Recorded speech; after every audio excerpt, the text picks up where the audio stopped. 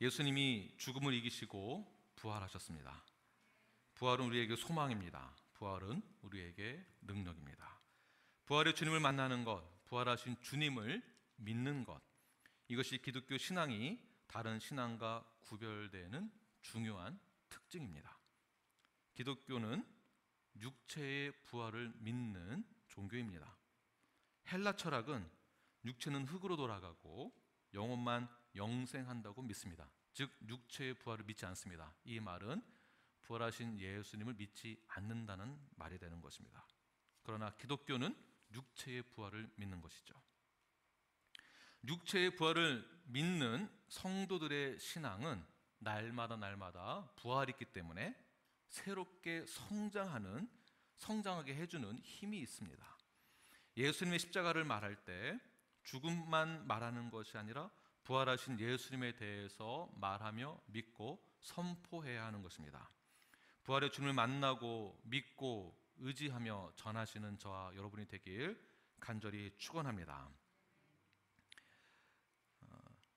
저는 저희 자녀들에게도 질문을 합니다. 아주 많이 질문을 해요. 자주 질문하고요. 예수님이 살아계시다는 것을 믿느냐? 예수님이 어디에 계시느냐? 하나님이 살아계심을 믿느냐라는 그 말에 지금까지는 네, 아멘 하지만 글쎄요. 점점 자라면서 인본주의 또는 세상에서의 가르침과 또는 포스트 모더니즘의 영향을 받아서 내 생각은 다른데요라고 말할 수도 있을 것 같습니다. 제가 여러분에게 질문하겠습니다. 주님이 살아계신 것을 믿으십니까? 네, 눈동자가 흔들리시면 안 돼요. 주님은 죽으시고 부활하셨습니다. 살아계시는 거예요.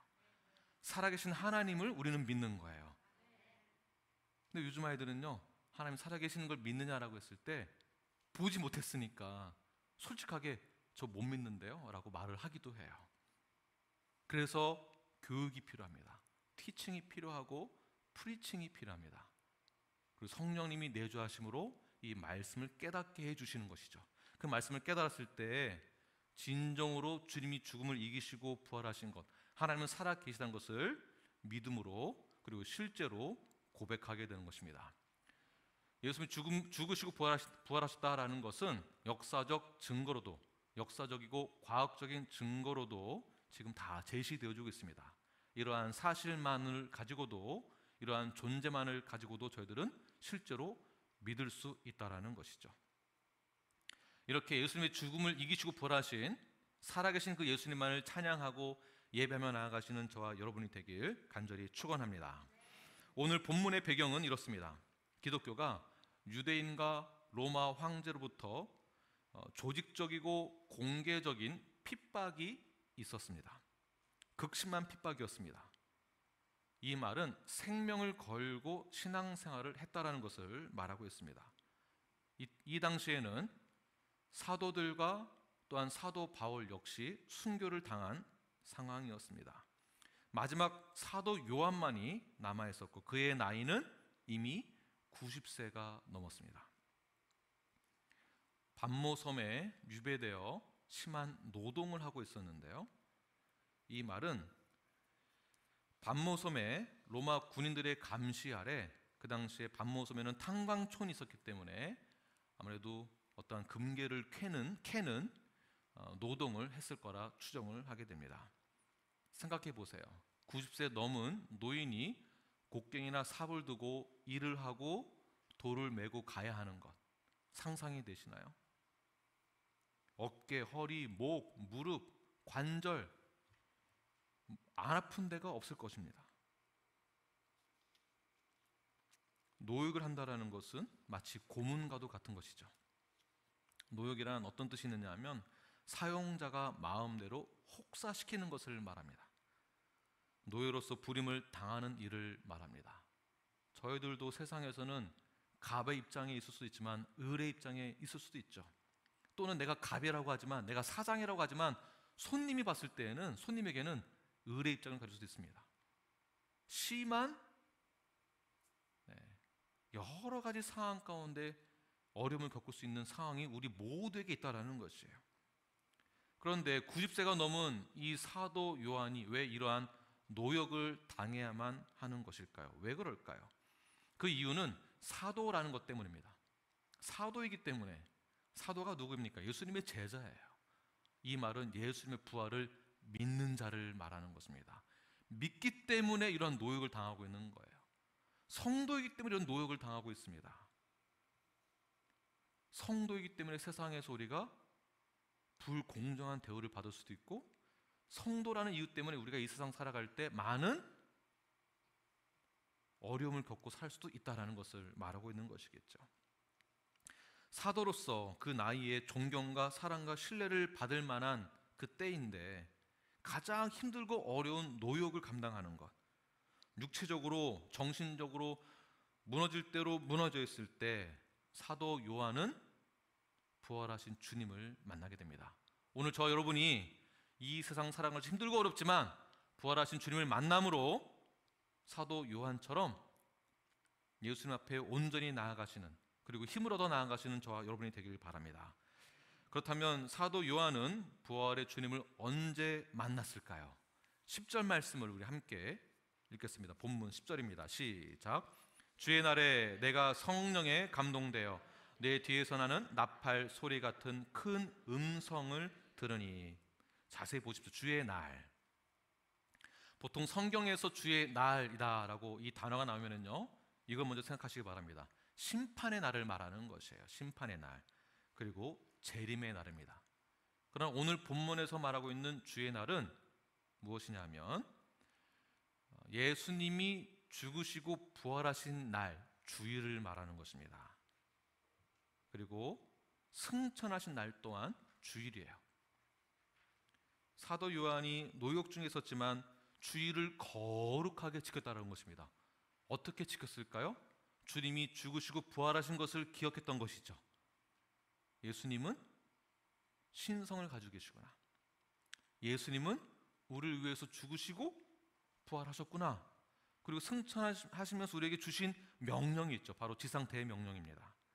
그것을 생각하면서 다시 오실 예수님만을 의지하고 소망을 가지고 이 노역도 감당하고 있었다라는 것이에요. 그날을 기대하면서 주일을 거룩하게 지키는데, 거룩한 주일을 지키다 보니까 어떠한 상황까지 처하게 됐습니까?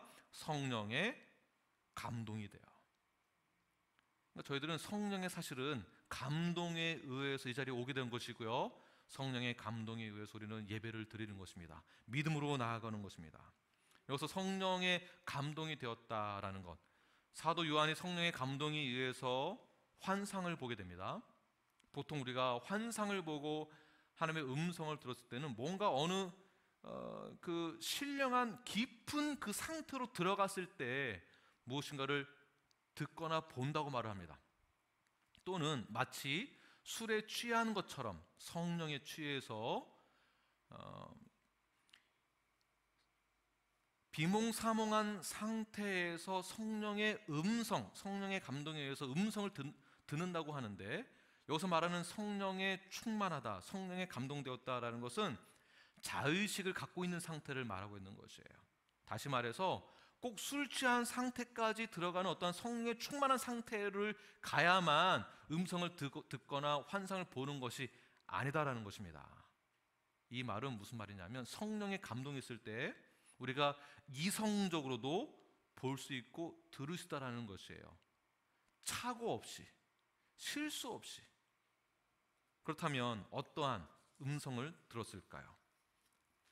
11절 말씀을 읽겠습니다. 11절 시작. 이르되 내가 보는 것을 두루마리에 써서 에베소, 서마나, 버가모, 두아디라, 사대, 빌라델비아, 라오디게아 등 7 교회에 보내라 하시기로. 자, 누구의 음성입니까? 바로 부활하신 예수 그리스도입니다. 그러면 이 음성 어떤 내용일까요? 내가 보는 것. 주님의 음성은 너가 보는 것을 잘 기록해라요. 내가 보는 것, 너가 듣는 것을 잘 기록해라. 이 말은 교회에게 말씀해 주시고자 하는 내용들이겠죠. 7 교회에 주는 내용이에요. 이 말이 또 어떤 내용이겠습니까? 지금 현재 우리에게 주시는 말씀입니다.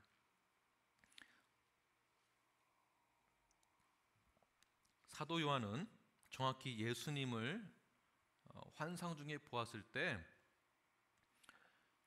비몽사몽한 상태로 예수님을 본 것이 아니라 희미한 상태로 본 것이 아니라 의식을 가지고 정확하게 보았습니다. 그리고 그분이 말씀하십니다. 그분은 어떤 분이실까요? 그 내용이 13절과 16절에 있는데요.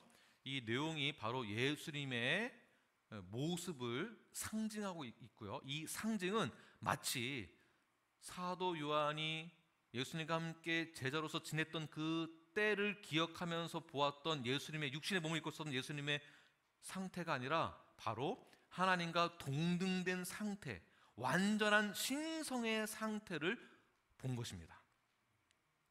성령의 감동에 의해서 예수님을 보았을 때 그 예수님은 신성이 충만한 부활하신 예수님입니다.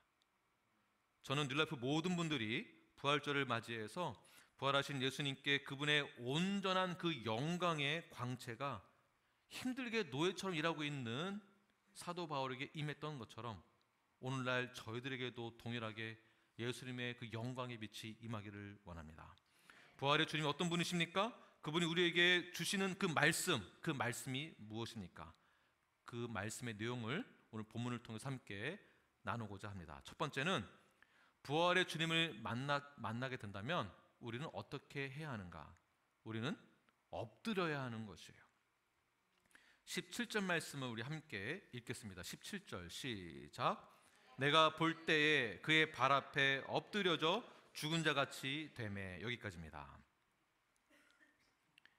첫 번째, 부활의 주님을 만났다고 한다면요, 저희들은 엎드려야 합니다. 다시 한번 설명드리겠습니다. 우리가 부활의 날, 부활 주일을 지킬 때 부활하신 그 주님을 찬양하고 영광 돌리고 기뻐하며 송축하며 우리가 축하도 하고 감사의 찬양을 돌리기도 합니다. 그러나 여기서 멈춰서는 것이 아니라 실제로 부활의 주님을 만났다라고 한다면 우리는 그의 발 앞에 나아가 엎드려야 하는 것이에요. 엎드린다라는 뜻이 어떤 뜻이냐면 두렵고 떨리는 마음으로 주 앞에 나아가는 것을 말하는 것입니다. 왜냐하면 예수님은 전에 요한이 알던 육신의 몸을 입고 있었던 사촌지간의 형제지간의 그런 모습이 아니기 때문에 그렇습니다. 전에 알던 나에게 조반을 차려주시던 그런 예수님의 모습이 아닙니다. 영원부터 영원까지 영존하시는 말씀으로 모든 만물을 창조하시며 천사들이 거룩하다 거룩하다 거룩하다라고 외치는 예수님의 완전한 신성을 요한이 본 것이에요. 우리가 예수님을 그렇게 보고 믿어야 한다라는 것입니다. 하나님의 임재 앞에 우리는 자동적으로 몸이 땅에 엎드려지게 되겠죠. 해보다 더 밝으신 부활하신 예수님께서 다메섹 도상으로 가고 있었던 사도 바울을 만났을 때에 사도 바울이 어떻게 했습니까? 눈이 멀게 되었습니다. 그리고 바로 그 즉시 땅에 무릎을 꿇고 엎드려지게 되는 것이죠. 사도 요한은 역시 두렵고 떨리는 마음으로 예수님을 보자마자 땅에 엎드리게 됩니다. 그런데 이런 표현을 쓰죠. 죽은 자 같이 되매. 무슨 말이겠습니까? 주님의 임재 앞에 들어갈 때에는, 주님을 만났을 때에는 나 자체가, 나 존재가 보이지 않는다라는 것이에요. 나를 의지하지 않는다는 것이며 나의 주관자가 바로 예수 그리스도라고 고백하는 내용과도 같은 것입니다. 마치 죽은 자처럼 나를 아무것도 아닌 존재로 여기는 것이에요. 그렇다면 우리는 부활의 주님 앞에 왜 엎드릴 수밖에 없을까요? 왜 그러냐 하면 예수 그리스도가 우리의 구원자가 되시고 메시아이시며 또한 교회의 머리가 되기 때문에 그렇습니다. 이게 포인트입니다.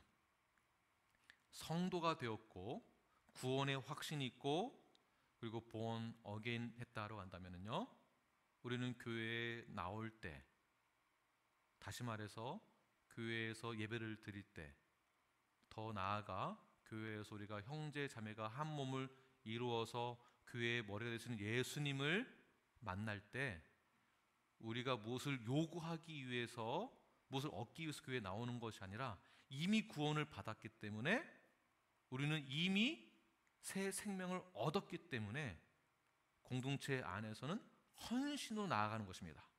무엇을 얻기 위해서 교회에 나오는 것이 아니다라는 것이에요. 우리는 머리 대신 예수님의 말씀에 순종해야 한다는 것입니다. 이 말은 무엇과도 연결이 되냐 하면 성경의 권위에 순종해야 한다는 것을 말하고 있습니다. 성경의 권위를 인정하는 거예요. 이 말은 예수님 앞에 나아갈 때, 두렵고 떨리는 마음으로 나아갈 때 절대 순종하는 마음이, 그 자세가 있어야 한다는 것입니다. 부활절을 맞이하여서 예수님의 십자가를 기억하고 부활의 주님을 기억할 때 우리가 첫 번째 기억해야 될 것 무엇입니까?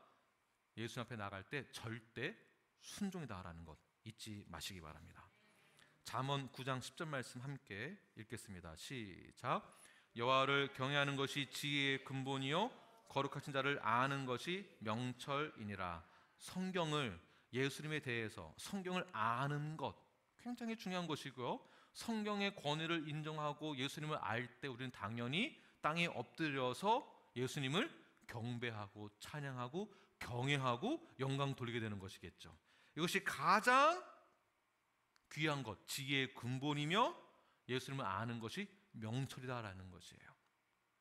성경의 권위를 인정하고 주 앞에 나아가 엎드려서 두렵고 떨리는 마음으로 주 앞에 절대 순종함으로 나아가시는 저와 여러분이 되길 간절히 축원합니다. 자, 동시에 두렵고 떨림으로 나아가지만 동시에 예수님은 뭐라고 말씀하시는가? 17절 후반절 보게 되면 두려워하지 말라, 나는 처음이요 마지막이니 라고 말씀하고 있습니다. 부활의 주를 만났을 때 우리는 어떻게 되겠습니까? 두려워하지 않는 거예요. 아니, 목사님 무슨 말입니까? 두려워하라고 했다가 두려워하지 말라고 했다가. 네, 이렇습니다. 첫 번째, 우리가 두려워할 수밖에 없는 이유는 모세가 하나님 앞에 나아갈 때, 거룩한 곳에 나아갈 때 신을 벗고 그 거룩한 곳에 나아가 무릎을 꿇고 주님의 음성을 듣습니다. 왜 그렇습니까? 죄인이었기 때문에. 죄인은 하나님 앞에 나아갈 수 없습니다. 그래서 거룩한 곳에 나아갈 때는 죄인임을 고백하고 나아가는 거예요. 두렵고 떨리는 마음으로. 그 다음에 우리가 회개하고 주 앞에 나아갔을 때 주님은 이렇게 말씀하십니다. 두려워하지 말라. 원어의 뜻으로는 뭐냐 하면 이제 두려워하는 것을 멈춰도 된다라는 뜻이 있습니다. 이 말이 무엇이겠습니까? 이제 너는 회복되었다. 너와 나의 관계는 이제 벽이 허물어졌다.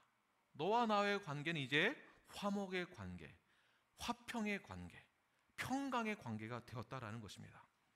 거룩하신 신성을 가진 예수님 앞에 우리가 섰을 때 우리는 인간의 죄성으로 인해서 엎드릴 수밖에 없지만 이제 우리가 영광의 빛에 들어가는 그 순간 주님께서는 이제 두려워하지 말아라. 내가 너와 함께하겠다. 이 말씀을 사도 요한에게 예수님께서 하고 있는 것이죠. 사도 요한은 그러한 상황 가운데서 어떠한 마음이 들까요? 한번 생각해 보세요. 구약에서 하나님은 노아의 홍수에서 보여주시는 것은 심판자로서 하나님을 나타내십니다. 진노의 하나님으로 보여집니다. 그러나 우리가 주 앞에 나아갈 때 주님께서는 우리에게 이렇게 말씀하십니다. 두려워하지 말아라. 이제 두려워하지 않아도 된다. 내가 너의 사랑이요, 내가 너의 위로자요, 내가 너에게 은혜를 베풀 것이다 라고 말씀하고 계십니다. 이 말을 듣는 사도 요한은 정말 힘들게 노력을 하고 있고, 내가 이 믿음 지키기 위해서 끝까지 부활의 주님을 찬양하겠습니다, 이 말씀 그대로 증거하겠습니다, 사도 역할을 잘 감당하겠습니다. 그런데 힘이 드는 거예요. 어려운 거예요. 핍박이 있고 고난이 있고, 성도의 입장에서는 직장생활 하는 거 힘들고 이 세상 살아가는 거 힘들고, 그리고 룰이 너무나도 많아요. 저희 아이들은 아빠 룰이 너무 많아. 룰이 너무 많아 힘들어요. 맞아요. 힘이 들어요. 이 말씀 지키는 것 힘이 들어요. 그러나 다시 오실 예수님을 의지하고 있는 사도 요한은 끝까지 인내하면서 주 앞에 나아갔을 때 이제 다 됐다. 이제 두려워하지 않아도 된다. 부활의 주님은 우리에게 사랑의 주님이 되십니다. 부활의 주님은 우리에게 위로의 주님이십니다. 이 땅 모든 어려움과 두려움을 이 사랑과 위로를 통해서 우리는 극복해내고 이겨낼 수 있습니다. 자, 그렇다면 우리는 예수님을 믿는 것만으로도 두려워하지 않고 극복해낼 수 있을까요? 과연 그럴까요? 예수님이 누구이시길래? 오늘 본문에서 말하고 있는 그 예수님이 스스로를 뭐라고 말씀하시는가? 오늘 본문 보십시오. 나는 처음이요 마지막이니. 이게 왜 사도 바울에게 위로가 되는가? 왜 그럴까요? 이 말씀이 우리에게 왜 위로가 되고 사랑이 되고 마음이 편안해지는 것일까요? 왜 그럴까요? 사도 요한이 나는 처음이요 마지막이니 나는 이라는 말을 들었을 때 그의 기억 속에 뭔가 탁 떠올랐을 거예요. 어디서 많이 듣던 건데. 요한복음 6장 20절 말씀을 함께 읽겠습니다. 시작. 이르시되 내니 두려워하지 말라 하신대. 이게 무슨 상관이 있을까요? 요한복음 6장의 내용들을 보게 되면, 전체 내용들을 보게 되면 제자들이 가버나움으로 가는 길에 갈릴리 바다에서 큰 강풍이 일어나서 제자들이 두려워합니다. 그때만 해도 예수님은 신성이 많이 보이지 않아, 이 기적과 이적이 있었지만 신성이 많이 보이지 않았었습니다. 그때 두려워하고 있는 제자들에게 예수님께서 바다 위를 풍랑 가운데 바다 위를 걸어오고 계시는 것을 보게 됩니다. 그때 말씀하시죠. 이르시되 내니 두려워하지 말아라. 무슨 말일까요? 내니, 나는, 나다라는 이 단어가 성경에서 나왔을 때는요, 이런 내용이 포함되어 있는 거예요. 무슨 내용인가 잘 들어보십시오. 출애굽기 3장 14절 보게 되면 모세에게도 하나님이 나타나시면서 모세가 물어보죠. 이름이 무엇입니까? 여호와 하나님이 뭐라고 말씀하시나요? 나는 스스로 있는 자다. 나는 I am who I am. 구약에서부터 그 나는 쭉 내려오는 거예요. 사도 요한은 구약의 내용과 제자였을 때 예수님 만났을 때 그 내용과 스토리와 오늘 본문에서 예수님 만났을 때 나는 시작한다라는 것은 바로 하나님 자신을 말하는 것입니다. 바로 하나님의 지존하신, 영존하신 그 이름, 나는 스스로 있는 자다. 그리고 이 말을 들으면서 당연히 사도 요한은 예수님의 신성이 당연히 하나님과 동등된 것이구나라고 믿게 되는 것이죠. 나는 처음이요 마지막이니. 이 말은 나는 하나님이다라는 말과 같은 것이에요. 나는 하나님이다. 예수님을 하나님과 동등된 것을 믿는다는 것은요, 우리에게 큰 위로가 되는 것이에요. 위로가 되기 때문에 우리에게 있어서 두려움과 걱정과 근심을 뚫고 나아갈 수 있게 되는 것이겠죠. 나는 처음이요 마지막이니. 이 말은 천지를 창조할 때부터 있었고, 나는 시간과 공간을 초월하며 영원전부터 영원까지 있는 자, 바로 예수가 나다. 그게 바로 하나님이다. 그 하나님이신 예수님이 누구와 연합되어졌습니까? 우리와 연합되어진 것이에요. 교회와 연합된 것이에요. 그 교회의 머리가 바로 예수 그리스도이십니다. 부활의 주님이 우리에게 이렇게 위로하시는 것이죠. 내가 바로 그다. 여러분, 두려워하지 마십시오. 우리가 현재 팬데믹 상황 가운데 있지만, 점점 좋아지고 있긴 하지만, 그러나 여전히 경제적으로 많은 어려움이 있고, 또한 나의 미래가 불투명하기 때문에 여러 가지 갈등이 생기기도 합니다. 공포가 있습니다. 불안합니다. 걱정과 근심이 있습니다. 그러나 부활의 주님이 이렇게 말씀하십니다. 내니 두려워하지 말아라. 그 부활의 주님은 하나님이십니다. 태초부터 지금까지 계시며 역사하시며 알파와 오메가가 되시며 예수 그리스도께서 우리와 함께 하시니 그분만을 의지하면서 부활의 주님을 붙드시는 저와 여러분이 되길 간절히 축원합니다. 자, 또한 그분은 어떤 분이신가? 죽으셨지만 다시 부활하신 분이시다라고 예수님이 강조하신 것을 보게 되는데요. 18절 말씀 읽겠습니다. 시작. 곧 살아있는 자라 내가 전에 죽었었노라 볼지어다 이제 세세토록 살아있어 사망과 음부의 열쇠를 가져노니. 중요한 말씀이에요. 부활이 없으면 우리는 예수님 믿지 못해요. 우리에게 소망이 없게 되는 것입니다. 죽음으로 끝났으면요 우리는 살 소망이 생기지가 않아요. 그러나 죽음 이후에도 영생이라는 복, 상이 있기 때문에 우리는 달려갈 수 있는 것이죠. 그분은 살아나셨습니다. 우리의 죄를 대신해서 죽으셨지만 다시 살아서 세세 영원토록 계시는 분이세요. 중요한 사건입니다. 또한 그분은 살아 계시는 것뿐만이 아니라 사망과 음부의 열쇠를 가졌다, 전지전능하시다, 권능이 있다, 어토리티가 있다라는 것을 말하고 있습니다. 사망에 대해서도 음부에 관한 그 열쇠도 가지고 계신 분, 바로 어토리티가 되시는 예수 그리스도. 죽음을 이기신 분, 부활하신 예수 그리스도. 십자가를 믿는 자들은 사망에서부터 모든 것을 해방시켜 주셨어요. 왜?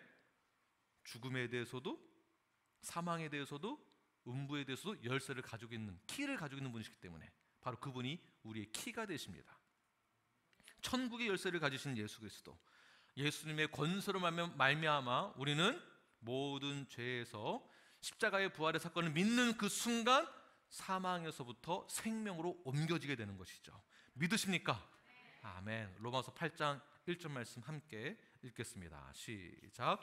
그러므로 이제 그리스도 예수 안에 있는 자에게는 결코 정죄함이 없나니. 그래서 포인트가 바로 예수 그리스도예요. 그래서 예수 그리스도를 믿을 때 신성과 인성 둘 다 믿는 거예요. 그래야 이게 성경의 모든 것이 다 연결되어지거든요. 예수 그리스도 안에 있으면, 이 말은 예수 그리스도의 신성과 인성을 다 믿으면 십자가에서의 죽으심이 헛된 것이 아니라 죽음을 이기시고 부활하신 그분이 우리의 모든 죄를 사하여 주셨음을 믿는 자들은 모두 다 그 영혼이 안전한 것입니다. 할렐루야. 부활의 주님을 믿으면, 부활의 주님을 만나면 우리는 살 소망이 생기는 것이에요. 예수님의 부활의 증거와 부활의 그 능력과 부활의 그 사랑을 받으면 힘이 나는 것이에요. 부활의 주님 안에 있기만 하면 사도 요한이 두려움이 사라지고 모든 그 권능이 예수 그리스도 안에 있음을 믿었기 때문에 끝까지 인내하면서 마지막 사역을 감당하게 됩니다. 노역을 하면서도 마지막까지 힘을 내어 기쁨과 감사함으로 마지막까지 최선을 다해서 사역을 감당하게 되는데, 어떠한 사역일까요? 부활의 주님이 우리에게 원하시는 것이 무엇일까요? 부활의 주님이 사도 요한에게 무엇을 원하실까요? 답변해 보십시오. 19절입니다. 함께 읽겠습니다. 시작. 그러므로 내가 본 것과 지금 있는 일과 장차될 일을 기록하라. 자, 지금 본 것, 지금 눈으로 보고 있는 것이죠. 비몽사몽으로 보았으면요 긴가민가 할 수 있거든요. 자, 지금 봤다는 것은 지극히 이성적으로 보았다는 것입니다. 자의식을 가지고 보았다는 것이에요. 그리고 지금 일어나고 있는 일들, 그리고 장차 일어나게 될 일들, 그것을 기록하라, 그리고 전해라 라는 뜻이겠죠. 이 당시에는 지금 사도 요한이 본 것을 기록하여서 7 교회에게 전하라는 얘기입니다. 그러나 우리가 이 성경 읽을 때에는 이 말씀이 오늘날 우리에게 주는 말씀이죠. 어떠한 내용일까요? 무엇을 말하고자 하는 것일까요? 마지막 때에 일어나게 될 일들에 대해서 증거하라는 것입니다. 그 마지막 때가 어떠한 것이겠습니까? 부활의 주님이 직접 명령하신 것입니다. 우리가 부활의 주님을 만났다라고 한다면 그냥 부활주일날 기뻐하고 감사하고 영광 돌리는 것을 끝나는 것이 아니라 우리가 기억해야 될 것은 내가 받은 사명이 무엇인지를 재발견하고 다시 한번 헌신을 다짐하는 것입니다. 부활의 주님을 만났다면 절대 순종으로 나아가는 것이에요. 성경의 권위를 인정하고 나아가는 것이에요. 아니 목사님, 성경에 있는 말 그거는 그거고 지금 상황은 다르지 않습니까? 이러한 말은 인본주의에 가까운 것입니다. 제 생각은 다른데요 라는 것 또한 인본주의에 가까운 것이에요. 그러나 성경에 있는 말씀에 내가 순종하는 것은 부활의 주님을 만났다라는 증거가 되는 것입니다. 그렇다면 구체적으로 우리는 무엇을 어떻게 해야 될까요? 요한계시록 1장 3절, 본문 말씀 전 구절이죠. 3절 말씀 우리 함께 읽겠습니다. 시작. 이 예언의 말씀을 읽는 자와 듣는 자와 그 가운데 기록한 것을 지키는 자는 복이 있나니 때가 가까움이라. 아멘. 동사가 나오죠. 말씀을 읽는 자, 그 다음에 듣는 자, 그 다음에 지키는 자예요. 읽고 듣고 지키는 것. 무엇을요? 말씀을 해요. 이 말 또한 성경의 권위를 말하는 것이겠죠. 부활의 주를 만났다고 한다면 우리는 말씀을 읽고 듣고 전하는 것까지예요. 무엇을 전해야 되겠습니까? 내가 본 것, 내가 들은 것, 내가 만난 것, 부활의 주를 만난 것, 부활의 주를 만난 그 감동을 전하는 것이에요. 말씀에 있는 내용을 전하는 것이에요. 예수님이 하나님이시다라고 전하는 거예요. 그분이 우리에게 위로자가 되시며, 그분이 우리에게 사랑의 예수님이 되시며, 그분이 우리에게 치유자가 되시며, 그분이 우리에게 새 생명을 주시는 전지전능하신 분, 처음이요 마지막 알파와 오메가가 되시는 분, 그 예수님을 우리는 전해야 하는 것입니다. 부활주일날 우리끼리 좋다고 파티하는 것이 아니라 부활주일날 두려움을 갖고 나아가지만 주님께서는 우리에게 더 이상 두려워하지 말라라고 말씀하십니다. 그리고 예수님의 사랑을 받은 저희들이 우리는 오히려 그 복음을 대신 증거하라고 말씀하고 계십니다.